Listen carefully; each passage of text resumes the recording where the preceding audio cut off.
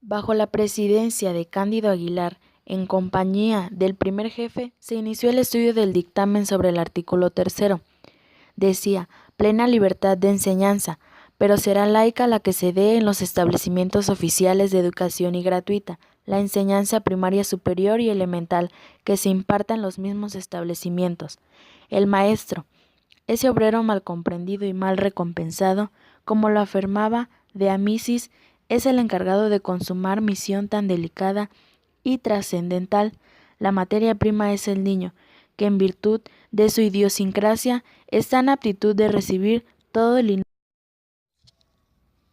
niño casi siempre llega al poder del dómine con errores absurdos que embargan la embrionaria psicología de su ser. Llega a las manos del maestro para recibir la luz que debe disipar las tenebrosidades de su alma. El maestro, frente a un gran problema de dirigir las generaciones, presto a acometer el trascendental problema, en medio de las preocupaciones de los pseudos sabios y obstinación de los ignorantes. ¿Quién lo auxiliará? Pues las leyes que deben ser lo suficientemente sabias para que sean eficaces medios de avance en la realización de la magna obra civilizadora. A continuación, les diré cómo era la labor del educador en los últimos tiempos. En el siglo XVIII, la enseñanza popular era eminentemente religiosa. Dado el atraso moral en que yacía aún la humanidad, especialmente nuestra patria, el niño concurría a las escuelas a recoger de los labios del dómine todo un código de errores, absurdos, fanatismo y supersticiones. En el siglo XIX, la enseñanza oficial dejó de ser religiosa y, por ende, directamente fanatizante y entró francamente por un sendero de tolerancias y condescendencias inmorales. El maestro dejó de enseñar la mentira que envilece, pero la toleraba con seráfica benevolencia. La patria le confiaba sus retoños para que los transformara en hombres completos, y el bienaventurado dómine no desempeñaba a conciencia su misión.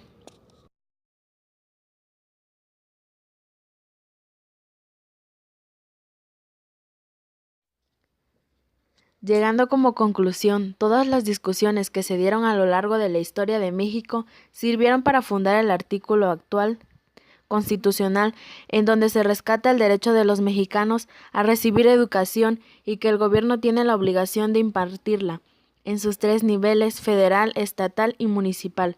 La obligatoriedad de la educación en preescolar, primaria y secundaria, y que la educación que imparta el Estado será de manera gratuita. El sentido laico, por lo que se debe mantener ajena a cualquier doctrina religiosa, y que el sentido de la educación se imparta o controle el Estado, se basará en los resultados del progreso científico. La educación luchará contra la ignorancia y los efectos de esta, como la servidumbre, el fanatismo y los prejuicios, además de que la educación será democrática, nacional, comprendiendo los problemas del país y al mismo tiempo aprovechando los recursos, y también contribuirá para la mejor convivencia humana.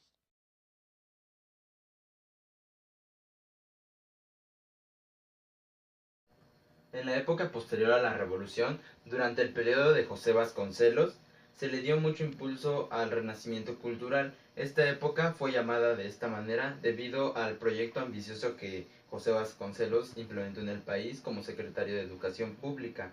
Él comenzó con resaltar a las bibliotecas, es decir, introducir más autores, más contenido, nuevas obras e incluso traer obras de los antiguos griegos y divulgarlas a la población mexicana, especialmente a la juventud.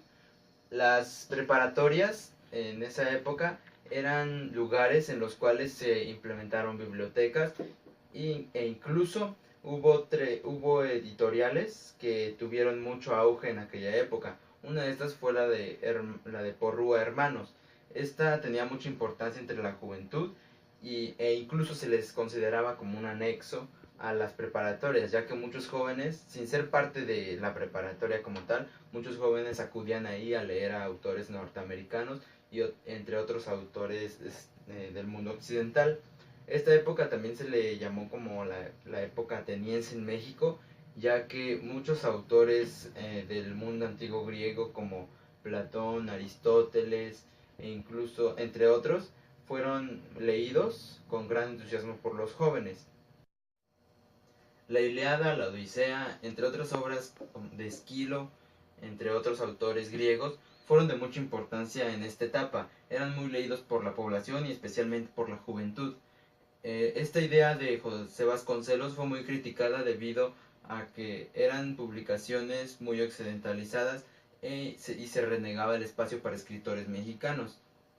Él respondió que estas lecturas eran clásicas y que en ninguna escuela europea faltaban, ya que México pues tenía una copia de la educación europea y todo lo mejor en esa época era lo que provenía de Europa. Por otra parte, El Maestro fue una publicación periódica de la época, una publicación propia del vasconcelismo. Esta incluía o promocionaba a diferentes autores como es Tagore, Roland, Tolstoy, que eran los gustos preferidos de José Vasconcelos. Y en estas, el objetivo de esta publicación era llegar a mucha gente, nacionalizar la educación, implementar un pensamiento en toda la república que fuera acorde a la identidad nacional y también retomando autores pues de otras partes del mundo. Esta publicación llegó a muchos lugares de la república, sin embargo no cumplió como tal su objetivo. Era un proyecto muy bueno, muy ambicioso que buscaba la culturalización de la población, mas sin embargo no lo logró. Eh, Debido a que esta publicación diaria era solamente distribuida también a altos jefes militares, a ciertas personas, a universidades, así que solamente era muy elitista, no se cumplió la función que tenía que ser para todo el público. Aunque esta estaba dirigida a niños, madres, obreros, trabajadores, hasta el público en general. El departamento de bibliotecas tenía una función que era distribuir los libros y por lo tanto el conocimiento a todas las áreas del país. Esta tuvo muy buena función en este tiempo, ya que muchos libros, mucho material, mucho contenido fue llevado a comunidades muy alejadas de la capital, como estados como Oaxaca, por ejemplo, y estos eran literalmente transportados en mulas. Se decía que iban en costales y contenían muchos libros. Lo que se esperaba de este proyecto era muy prometedor, pero no llegó tampoco a cumplirse, no porque no llegaran a su destino, ni porque no fueran apreciados como tal, sino que en las comunidades se seguía hablando los idiomas originarios y a donde llegaba pues prácticamente nadie entendía o simplemente no iba a ser de utilidad para la educación que se impartía en aquellos lugares. Encontramos muchas anécdotas con muchos maestros que años posteriores se llevaron muchas sorpresas al descubrir que había libros como Don Quijote de la Mancha, la Ilíada, la Odisea, Evangelios, obras de Tolstoy, mucho contenido, pero que aún permanecía en sus paquetes como fueron enviados por la Secretaría de Educación Pública. En ese momento los maestros se enfrentaban con un gran problema, que ellos querían enseñar ciencias exactas, aritmética, geometría, matemáticas, ciencias naturales, y a veces llegaban libros que contenían algún filósofo griego y que no eran muy convenientes de enseñar, no tendrían utilidad en una persona que vivía desligada de ese contexto, no le iba a servir para la vida. Ellos buscaban cosas de más utilidad. Por otra parte, una novela que fue muy popular en la época fue la de La Revolución, ese nombre tenía. También no se descuidó, por otra parte, la lectura hacia las mujeres.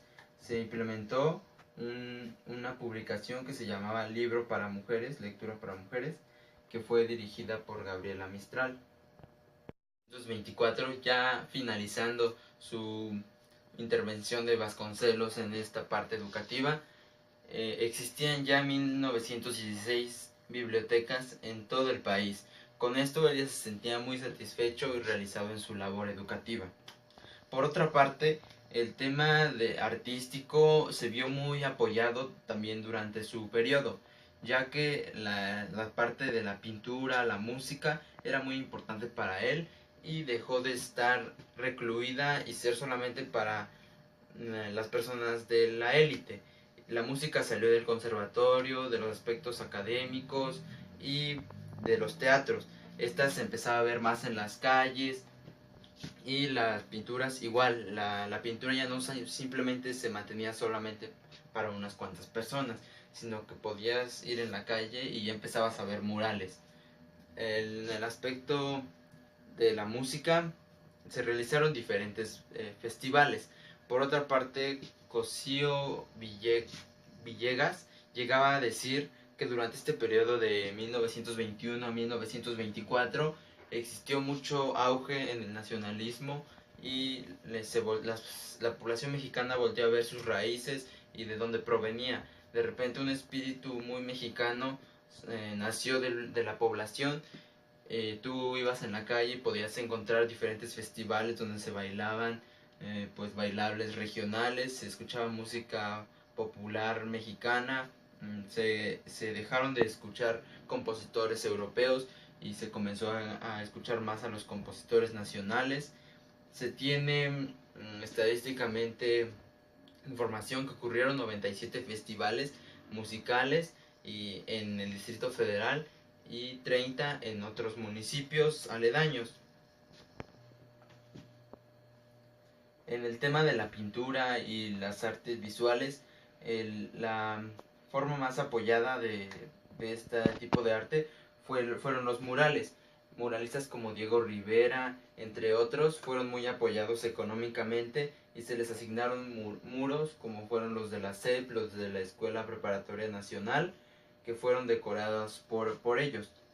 Este tipo de pinturas contenía un mensaje, era un mensaje crítico específicamente del señor Diego Rivera, que fue llamado incluso a otros países para dejar impregnado de su pintura y por consiguiente el mensaje crítico que traía detrás de él.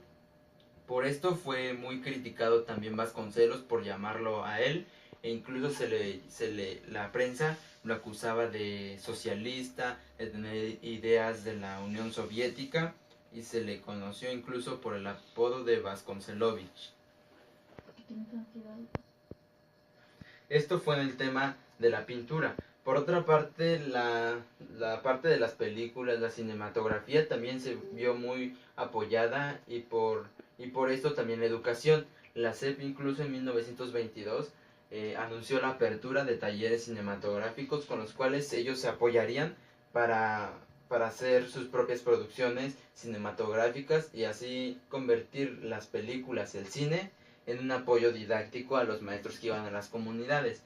Con esto concretado, los maestros llegaron en muchas ocasiones, en muchos municipios, pueblos alejados, a llevar proyectores y películas, y esto era un material de apoyo para dar las clases. Se realizaban proyecciones donde la gente iba muy interesada, pues era un avance muy tecnológico muy significante para la época, así que era de mucho interés para la población y acudían todos los pobladores a ver la película y al final se hacía una sesión de comentarios donde daban sus puntos de vista, comentaban todo lo que pensaban acerca de eso, así que esto tuvo mucho auge como un apoyo didáctico a la educación. También en el centro del país se llegaron a organizar muchos festivales de esto, donde se presentaban películas e incluso empresarios como del cine de Garibaldi, entre otros, llegaron a apoyar esta propuesta que tenía como propósito resaltar, incentivar el espíritu nacional y mirar la cultura y aprovechar estas nuevas formas de tecnología. Se realizaron estos festivales donde la gente acudía con mucha algarabía, empezaron con mucho desorden, ya que la gente no tenía tanto conocimiento de cómo, o no cómo comportarse, sino que ellos hacían mucha algarabía al ver una película, que a veces escuchaba más el murmullo de la gente que lo que se escuchaba en la película, pero esto con semanas tuvo mucho progreso y la gente empezó a sentir más interés por ver lo que pasaba en la película e incluso fue aprovechado este espacio no solamente para proyecciones cinematográficas, sino que también artistas locales subían a escena para presentar sus composiciones, obras de teatro, poemas, recitar algunas otras obras. Y fue un lugar donde fueron festivales, donde la gente al concluir incluso bailaba. El teatro también fue una parte importante y que hay que mencionar que le fue un tanto indiferente a Vasconcelos apoyar. El teatro en esa época no tuvo el mismo auge, el mismo apoyo que las demás artes como la música, la pintura o el cine, ya que el teatro está más enfocado a divertir, no a transmitir un mensaje crítico. Se utilizaba simplemente como distracción o no tenía ningún contenido, era como temas muy banales los que se trataban ahí con el fin de tener a la población pues dar diversión, simplemente no dejar una enseñanza después de eso, o no fue utilizado como un recurso didáctico, simplemente como algo muy pasajero y pura diversión. Al comenzar el año 1924, Vasconcelos anunció su renuncia. Es muy importante resaltar el papel que tuvo Vasconcelos debido al proyecto que ya se comentó anteriormente. Fue que logró muchas cosas, sin embargo no logró concretarse como tal, pero él se sentía satisfecho. Anunció que renunciaba debido a que la gobernatura en Oaxaca ya él quería postularse. Sin embargo no fue por este motivo, fue por discordancias con el gobierno de Obregón, ya que ya había choques entre ellos, pero él llegó a hacer una analogía con su trabajo. Él decía que él había construido un piano y que los salvajes, que posteriormente el gobierno de Obregón apoyaba Calles y posteriormente Calles ya se estaba preparando para ser presidente de México, y él los comparaba como salvajes, al que al construir su piano ellos habían llegado a destapar la tapa, cerrarla una otra vez, arrancarle las teclas, dar sentones. Así era como él concebía que hicieron con su trabajo, no lo supieron valorar. Pero se dice que esta es una sobrevaloración que hizo Vasconcelos sobre su trabajo, que sí tuvo muchos éxitos, pero no logró concretarse como tal.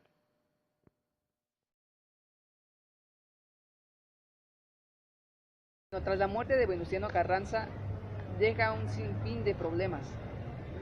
Ciertamente sube Álvaro Obregón al puesto de presidente y pues más que nada no tiene más problemas porque no tiene recursos. En este caso se explicaría así. Álvaro Obregón llega a la presidencia y le dice a su secretario: ¿qué hacemos para ganar dinero? Necesitamos dinero. Su secretario le dijo: no tenemos fuentes para obtener el dinero, porque pues estamos en guerra, estuvimos 10 años en guerra. Entonces le dice Álvaro Obregón: pero a ver, dime, ¿cómo están los campesinos? ¿Podemos ganar dinero de ahí?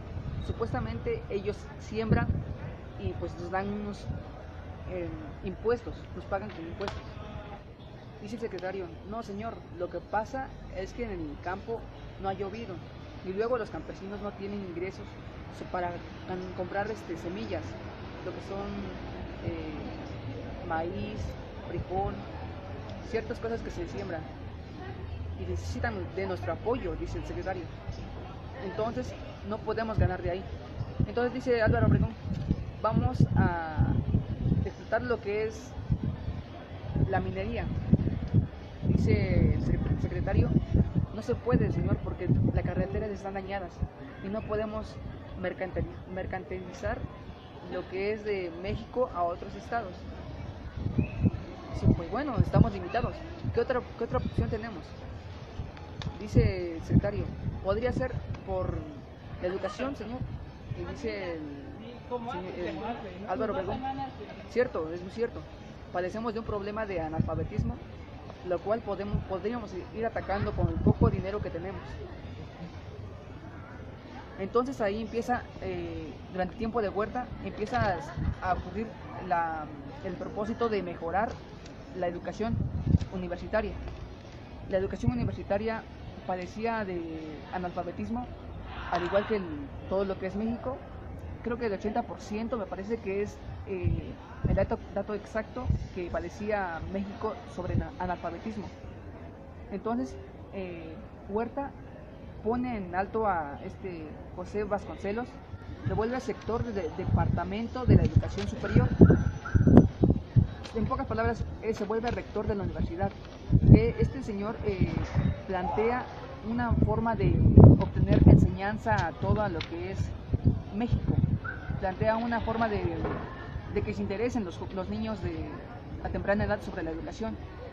Planta un programa de los universitarios que enseñen a todas las personas que están en problema de analfabetismo, el cual sí funcionó perfectamente, porque obtuvo un progreso de 6.953.855 personas que obtuvieron esta ayuda, y a esto se le llamó la aurora laboral. Bueno, a esto de la ayuda de los universitarios a mejorar sobre el problema del analfabetismo, empieza a surgir problemas. ¿Por qué? Porque no se toma las clases en un lugar exacto. Digamos que no tenían escuelas, se tomaban en un patio, en una azotea o en lugares donde había tierra, o simplemente se sentaban en cualquier lugar y obtenían clases de los universitarios. En este caso, en 1921 se crea la SEP, la Secretaría de la Educación Pública, el cual funda escuelas con los recursos ya obtenidos de Álvaro Obregón, y se implementa escuelas. Ahora ya impuesta la SEP, implementa el primer centro cultural, la cual es la higiene. Sí, esta es la que empiezan a limpiar todo lo que es México. Empiezan a bañar a los vagabundos, a limpiar a los niñitos, e incluso se les dan unas prendas, creo que se les llaman caquis, el cual los vuelven más higienes. Este proyecto fue con el fin de que los niños obtuvieran una educación limpia. En este caso, se fuera a lo que son los institutos de la educación, se tomaran clases, pero de una manera adecuada. El primer acto que se obtiene de la SEP es la separación de las escuelas sobre los municipios. Un ejemplo es del Ocampo de Coahuila. Se separa de lo que es el municipio de Coahuila y se obtiene la separación de los municipios hacia las escuelas. Este fue el primer acto por parte de la SEP. La Ley de las Escuelas de Instrucción Rudimentaria fue aprobada por decreto del sucesor de Díaz, el presidente interino Francisco León de la Barra, el 30 de mayo de 1911. En vísperas del exilio de Porfirio Díaz, dicha ley estableció las primeras escuelas en las que se impartían castellano, lectura, escritura y operaciones fundamentales de la aritmética. Las escuelas estarían abiertas para todos, sin distinción de sexo ni edades, y para la estimulación de la asistencia el gobierno distribuía ropa y alimentos. Para muchos, la intervención del gobierno en la educación de las entidades lo tomaron como un atentado contra la autonomía del Estado, pero el doctor José Manuel Puig abogaba por la centralización de la educación. Durante los gobiernos de Madero y Huerta, los impulsos por la educación urbana fueron casi nulos. Sin embargo, aumentaron el sueldo a maestros y se establecieron comedores escolares, y uno de los proyectos educativos más innovadores fue la Escuela Racionalista en Yucatán. Esta escuela debía formar a alumnos libre de prejuicios y fanatismo. La lucha armada dio lugar a diversas experiencias educativas, pues los maestros enseñaban las primeras letras a la tropa. La necesidad de estar enterado de la guerra y de leer diarios para muchos fue un aliado para aprender, mientras que la Universidad Nacional y el gobierno tenían conflictos, un grupo de profesores del Ateneo de la Juventud impugnaban el materialismo excesivo de la educación positivista y luchaban por el humanismo, atentando así contra la libertad y el laicismo. Otros consideraban que la educación debería ser laica en aras del bien común. La reforma sancionó la intervención del poder público en el ámbito educativo. Por otra parte, el artículo 14 transitorio de la Constitución suprimió la Secretaría de Instrucción Pública. La educación pasó a manos de los municipios y pronto fue evidente la incapacidad de los municipios para sufragarla. La Ley de las Escuelas de Instrucción Rudimentaria fue aprobada por decreto del sucesor de Díaz, el presidente interino Francisco León de la Barra, el 30 de mayo de 1911, en vísperas del exilio de Porfirio Díaz.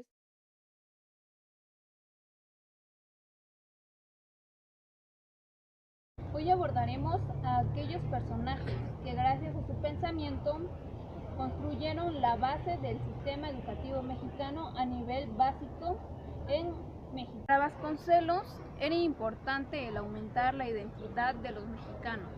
Por ello, en la educación, él marcaba mucho este punto.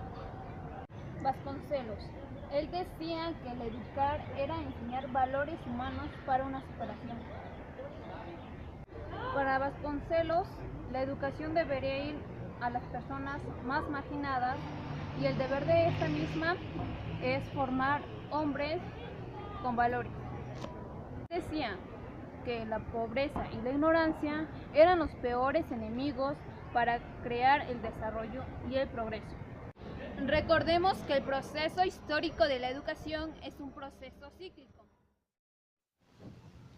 Para Vasconcelos, la educación debería fortalecer la solidaridad. Haría de la ciencia, la cultura y la tecnología una herramienta. Vasconcelos quería aumentar la identidad de México. Para él, la educación debería tener un carácter narrativo. El objetivo de su sistema nacional radicaba en transformar la realidad en todas sus manifestaciones. Para ello era necesario combatir la opresión que, como sabemos, durante siglos había pesado. La escuela, bajo la concepción vasconcelista, guiada por valores de equidad y de distribución de la riqueza, era una liberación. Vasconcelos hizo de cada maestro un misionero cultural, aquel que sembraba la semilla de una nueva conciencia nacional. Vasconcelos y sus contemporáneos sentarían las bases para el desarrollo del México revolucionario.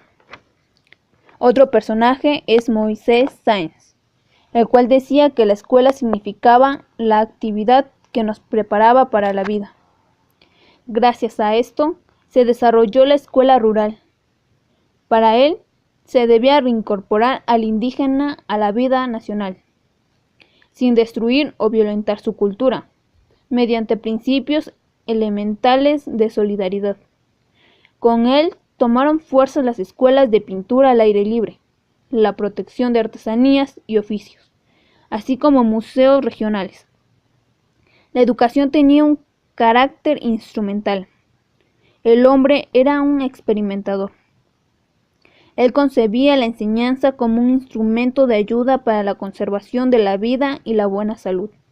Fue un promotor incansable de la construcción de una escuela vital, donde el maestro fuera el centro de la vida comunitaria, una figura educativa sin la utopía y el postulado vasconceliano.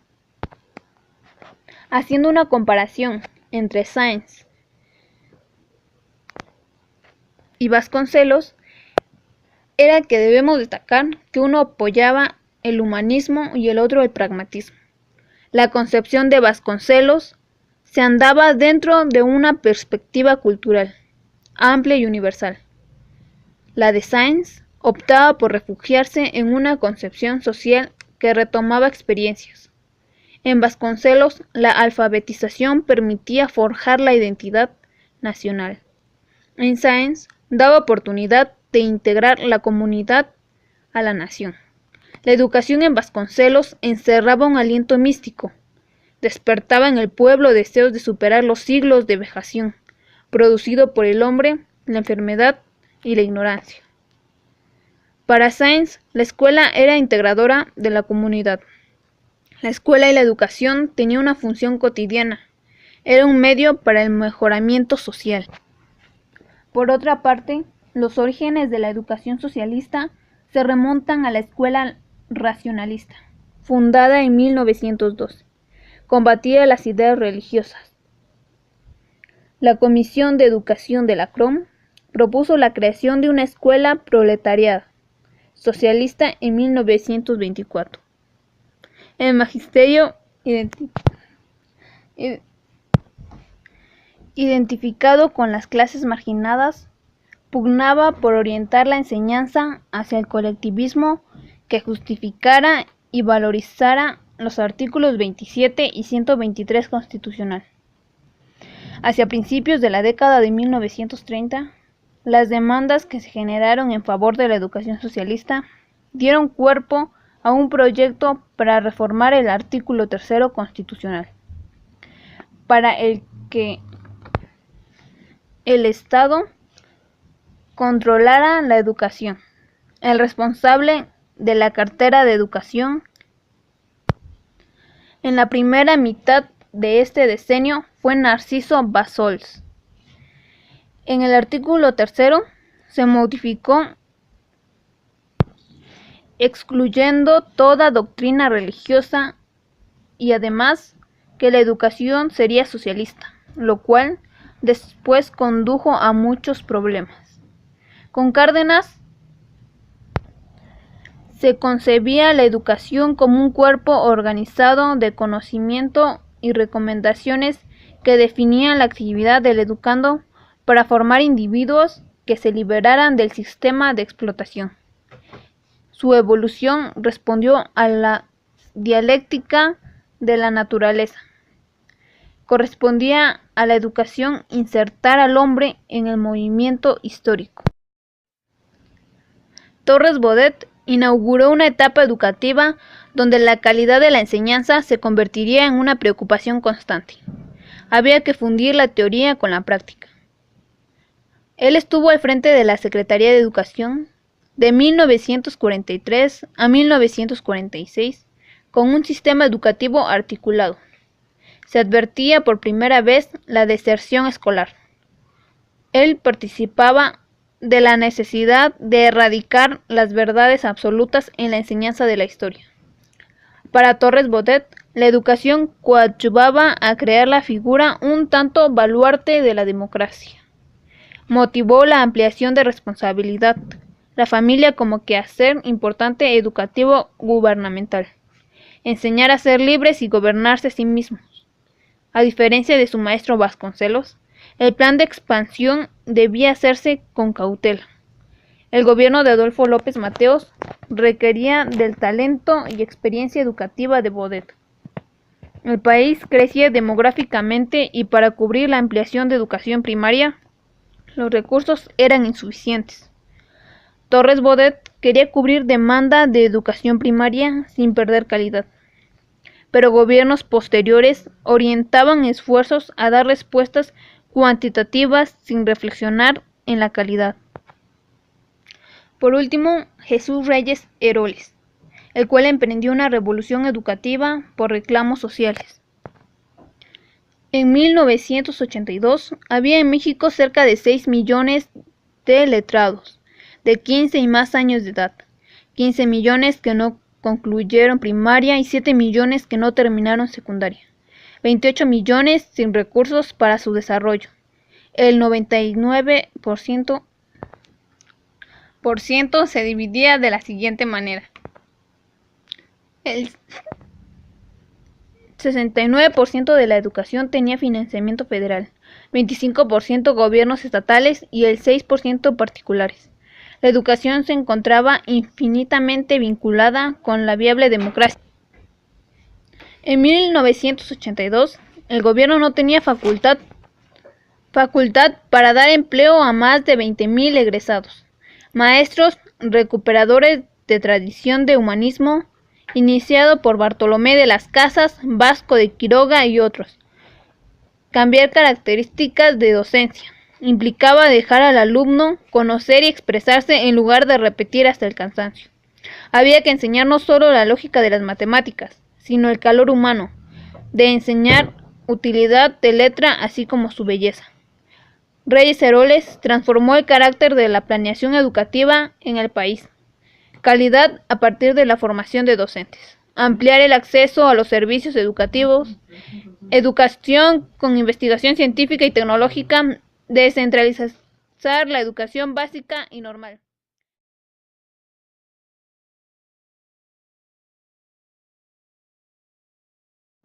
«90 años de educación en México».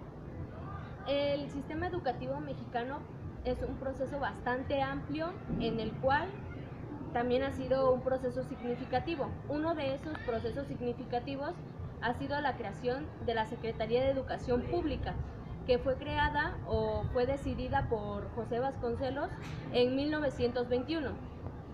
De 1921 a 1940 fueron los primeros años en donde la educación se empezó a ver como una reconstrucción postrevolucionaria. En los años 1940 a los años 1964, la educación se concibió como un factor de unidad nacional y de cohesión nacional. De 1964 a 1989 se intensifican los procesos de modernización del sistema educativo mexicano. Del 2000 al 2010 fue el fin del régimen del partido hegemónico y el que se imputó la política educativa. La búsqueda de la modernidad. Los planes y programas de estudio tanto rurales como urbanos se modificaron y contenidos y métodos pedagógicos se modificaron. La visión era formar ciudadanos que supieran sus valores y sus derechos. Los ideales humanistas de Vasconcelos. Rescatar valores éticos, promover un nuevo modelo educativo, el cual era la escuela del amor. Esta escuela sería ajena al odio y a la división que se existía entre los mexicanos, a pesar de diferencias, partidos o clases sociales. Esta tendría que ser auténtica mexicana y acorde a sus tradiciones. En este momento no se vería a la escuela como un instrumento de transformación de la sociedad, sino se convertiría en la pauta para la unión entre los mexicanos. Al fin del periodo de revolución, este pasaba a ser el de la industrialización. Respecto a la educación, tenía que seguirse bajo requerimientos del desarrollo económico. Programas que serían flexibles, graduados, nacionales y perfectibles. Materias que se dividían en instrumentos e informativos. En la educación en el ámbito rural había inasistencia y falta de preparación del docente, que no era tanto como el de la ciudad. La mayoría de los maestros rurales tenían solo educación primaria y había muchísimos problemas de ausentismo, a diferencia de los urbanos, que contaban con mejores establecimientos. Cuando llegó Jaime Torres Bodet, de amor no quedaba nada. Él pretendía fundir religiosismo sin reconocer los valores y tradiciones de la cultura nacional como base la propia identidad. Vasconcelos siempre ha querido combatir la ignorancia. Jaime Torres Bodet lo que traería es ampliar la cobertura del sistema escolar. Implicaba no solo la formación de nuevos docentes, sino la capacitación de sus maestros.